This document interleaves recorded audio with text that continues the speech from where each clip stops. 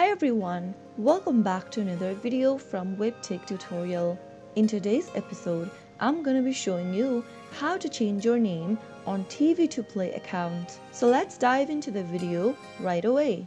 Open a web browser of your choice and go to the URL box and type in play.tv2.no and press enter on your keyboard. Also make sure to log into your account by entering your email and password. After signing in, from the main homepage of TV to Play, go ahead and click on your profile picture at the top right. Now click Edit Profiles from the pop-up. Inside Edit Profiles, click on the pencil icon right inside your name and then enter the new name you would like to update to for your profile. Now you have other options to choose from.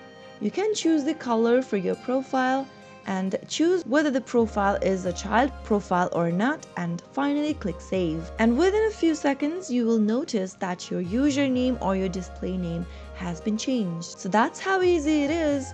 If you found the video to be helpful, go ahead and give us a thumbs up. Don't forget to subscribe to the channel by hitting the subscribe button.